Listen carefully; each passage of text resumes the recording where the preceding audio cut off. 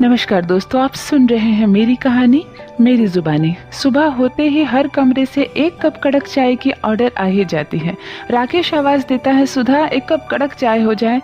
सुधा की आंख खुलती है और उसके कानों में बस एक कप कड़क चाय की डिमांड होती है। बाबूजी अपने ही कमरे से कहते हैं, बहू मेरी चाय यही ले आना और चीनी ज़रा कम डालना, मुझे सुबह सुबह बहुत मीठी चाय पीने की आदत नहीं है। सुधा चुपचाप से सुन रही है। सासू माँ कहती है, बेटा मेरा कमरा में ही मेरी चाय ले आना और चाय थोड़ी मीठी बनाना, सुबह सुबह फीकी चाय पीने से पूरा दिन खराब हो जाता है। सुधा ये भी सुन रही है। राकेश फिर से आवाज़ देता है, क्या यार उठो ना, एक कप कड़क चाय बनाकर दो ना, थोड़ी इलायची थोड़ी काली मिर्च डालना उस। सुधा मन ही मन मुस्कुराती है और कहती है, हाँ मैं चाय बनाने वाली मशीन जो हूँ, किसी को फीकी चाय चाहिए, किसी को ज़्यादा चीनी चाहिए तो किसी को कड़क चाय चाहिए। सुधा याद करती है जब वो कुंवारी थे और उसके पिता चाय मांगते थे सुबह सुबह तो माँ के पैरों में दर्द होता था। माँ आवाज़ देती थी, सुधा बेटा बाबूजी को एक कप चाय बना कर दे दो, तो सुधा झुंझला कर कहती थी, माँ सुबह सुबह मेरा मूड मत खराब करो, पापा का क्या है दिन भर चाय पीते रहते हैं, आप ही संभालो, मैं नहीं दे सकती इतना चाय, मैं जब नहा धोआ कर किचन में जाऊँगी तो एक कप चाय दे दूँगी, अभी तुम बना दो ना। माँ पैरों में दर्द होने के बावजूद भी धीरे धीरे रसोई जाती और पिताजी को एक कप चाय देती, पर सुधा उठकर नहीं देती। आज ससुराल में किसी को भी जवाब नहीं दे सकती है और हर किसी की फरमाइशी चाय उसके कमरे में पहुंचानी पड़ेगी। किसी ने ये नहीं कहा कि सुधा अपने लिए भी एक कप अच्छी सी चाय बना लेना। सुधा मन ही मन मुस्कुराती और कहती है, यही तो विडंबना है बहू की। छोटी ननद रसोई में कुछ बर्तनों की आवाज़ कर रही है। सुधा समझ जाती है कि छोटी ननद गुस्से में चाय बनाने गई है, मैं जो देर कर रही हूँ। सासू माँ से तो आज मेरी खैर नहीं होगी अगर ननद रानी ने चाय बना दी। सुधा भागती हुई सर पे आंचल ढकते हुए किचन जाती है। कहती है, दीदी आप हटिए, मैं बना रही हूँ चाय। छोटी ननद आरती कहती है, रहने दीजिए भाभी, आप सो रही थी इसीलिए मुझे लगा मैं बना देती हूँ, अगर आपके पैरों में दर्द है तो आप जाकर सोइए, मैं आपकी चाय आपके कमरे में पहुँचा दूंगी। सुधा समझ जाती है इस बात में ताना मारा जा रहा है मुझे। वो कहती है, नहीं दीदी मुझे पैरों में कोई दर्द नहीं, आप जाइए ना, मैं चाय ला रही हूँ।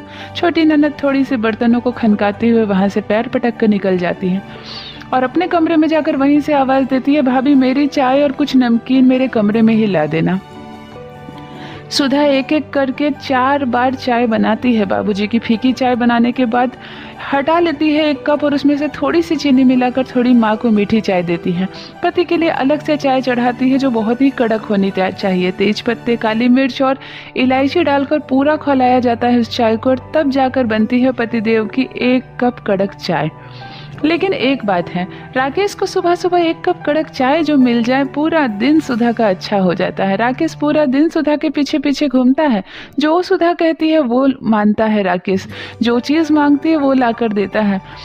जवाब में बदले में राकेश एक ही बात कहते हैं, तुम्हारे हाथ की 1 कप कड़क चाय मिल जाए मेरी थकान दूर हो जाएगी। ये लाइन सुनकर सुधा को बहुत अच्छा लगता है। सास ससुर ननद किसी ने कभी कोई तारीफ नहीं की, चाहे सुधा ने कितनी भी मेहनत से और स्वादिष्ट खाना क्यों ना बनाया हो, लेकिन 1 कप कड़क चाय पीकर राकेश जो तारीफ करता है सुधा का, कि सुधा का शर्म से तो गाल ही लाल हो जाते हैं। राकेश के ऑफिस में उनके कुछ बॉस और उसके कुछ सीनियर्स को राकेश ने घर पर डिनर के लिए बुला लिया है। राकेश फ़ोन करके सुधा को कहते हैं कि सुधा देखो, कल मैंने डिनर प्लान किया है और हमारे ऑफिस से 7 लोग आएंगे, तुम कल रात के डिनर के लिए अच्छी अच्छी मेन्यू तैयार कर लेना और सब कुछ तुम्हें ही बनाना है, सोच लेना। सुधा ने कहा, ये बात घर आकर रात को नहीं कह सकते थे क्या? राकेश ने कहा, बस मेरे मन में आया और यही बहाने तुमसे बात भी हो जाती है। सुधा मुस्कुराती है और कहती है, किसी बात की चिंता मत कीजिए, आपके बॉस खुश होकर जाएंगे, इतना स्वादिष्ट खाना बनाऊंगी।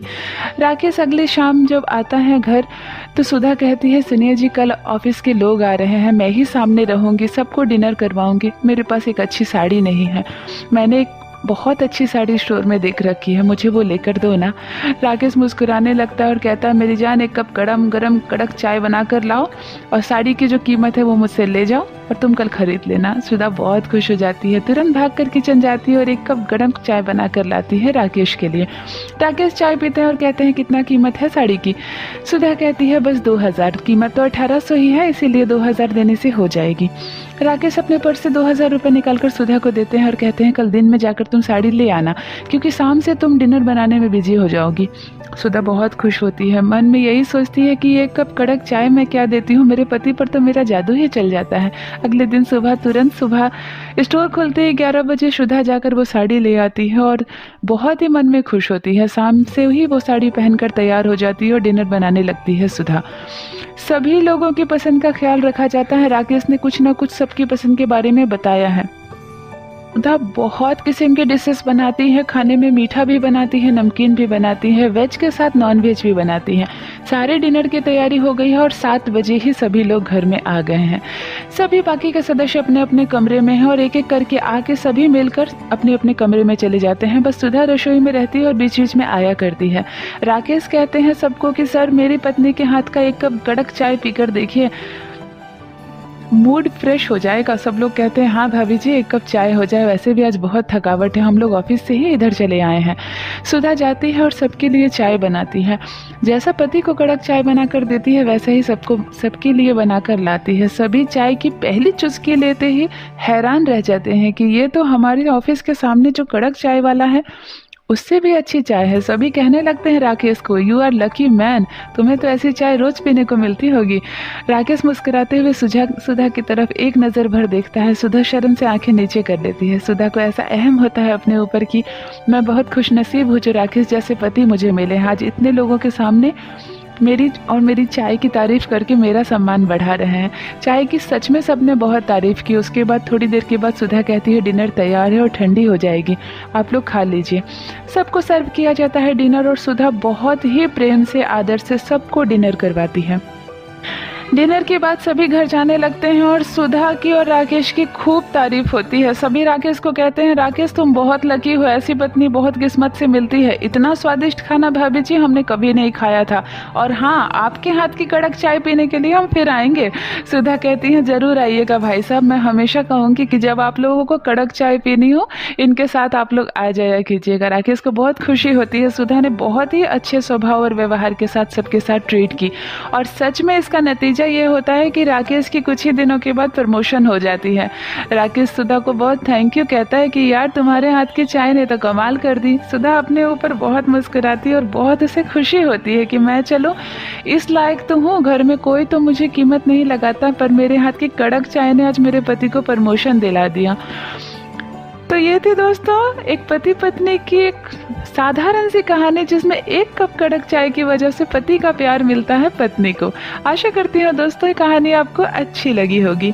मेरी कहानियाँ पसंद आए तो चैनल को सब्सक्राइब जरूर कीजिए। बने रहिए मेरे साथ। आप सुन रहे हैं मेरी कहानी मेरी जुबानी। धन्यवाद।